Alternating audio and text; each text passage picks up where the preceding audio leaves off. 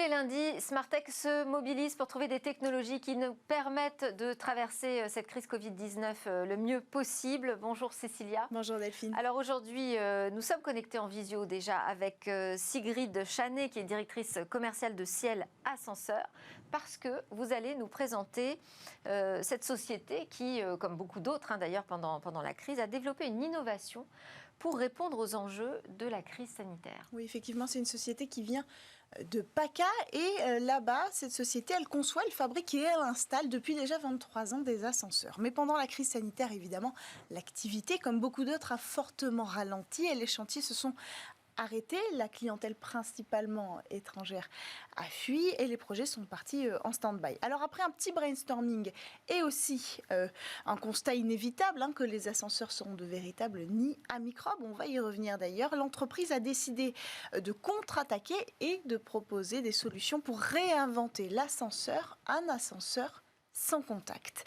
Alors pour y remédier, on va pouvoir, grâce à ça, retirer la banderole qui nous empêche aujourd'hui d'aller dans les ascenseurs et qui nous oblige à prendre les escaliers. Et pour cause, je voulais vous donner cet exemple. En Chine, il y a une jeune femme asymptomatique qui est allée se confiner dans son immeuble et simplement en prenant l'ascenseur pour récupérer les livraisons, elle a contaminé 71 personnes alors qu'elle était confinée.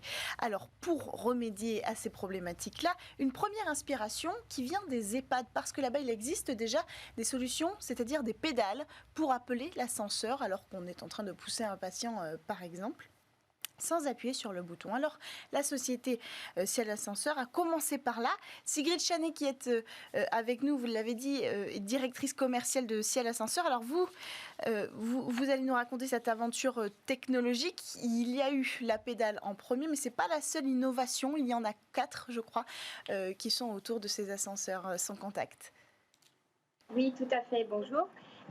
Effectivement, nous avions déjà un petit peu dans nos cartons, puisque l'on conçoit, fabrique et installe, on avait déjà cette idée d'appel de l'ascenseur sans contact, mais donc par le pied.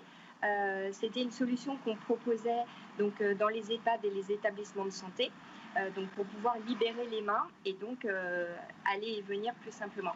Donc, suite à la crise sanitaire, on s'est dit qu'on pouvait adapter cette solution à divers usages. Donc on a créé le bouton d'appel sans contact où on approche le doigt du bouton mais sans le toucher à 3 cm.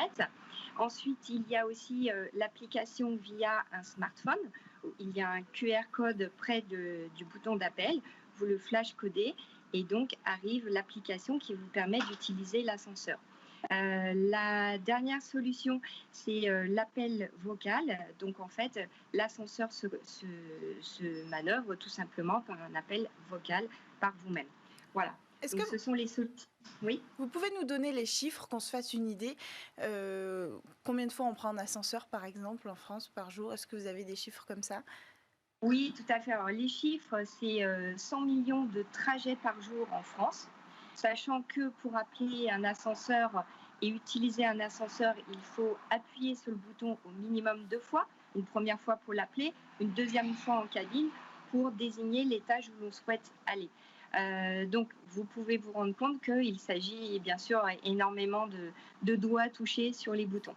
Oui, effectivement, on prend la mesure de l'importance d'encadrer sanitairement les ascenseurs. Et alors, vous parliez de cette application. Est-ce qu'il n'y a pas de risque, une fois qu'on soit appairé à l'ascenseur, on puisse le contrôler à distance? Non, bien sûr, parce que cette application va fonctionner lorsque vous serez vraiment proche de l'ascenseur. C'est-à-dire qu'il faut se situer au niveau du palier, devant la porte de l'ascenseur. Et ensuite, une fois que l'ascenseur est arrivé, dans la cabine. Il n'y a aucun risque que cette application fonctionne à l'autre bout de la rue où un petit malin pourrait s'amuser à faire fonctionner l'ascenseur. Et ces solutions, elles sont cumulables on peut les ajouter sur n'importe quel ascenseur, pas seulement ceux de votre société.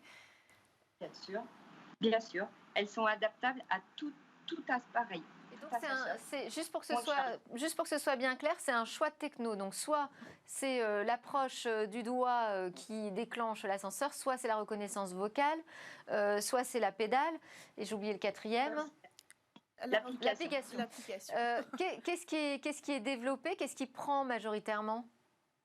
Alors, d'abord, en premier lieu, ça a été la pédale pour vraiment les établissements de santé et les EHPAD. Ça, c'est vraiment une mesure qui est en plus assez économique, qui se place très facilement et c'est une mesure mécanique toute simple qui était déjà diffusée assez largement avant le Covid, mais qui s'est ensuite répandue de manière beaucoup plus générale.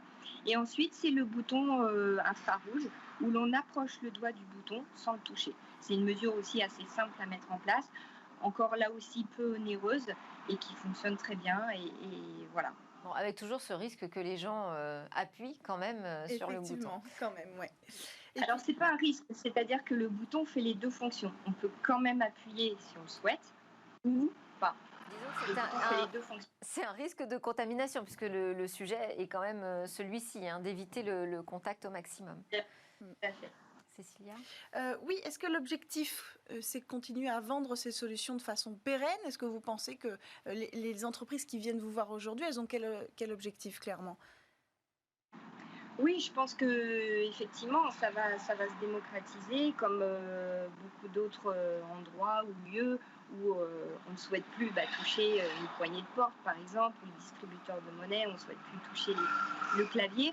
Donc, je pense que ça va se démocratiser.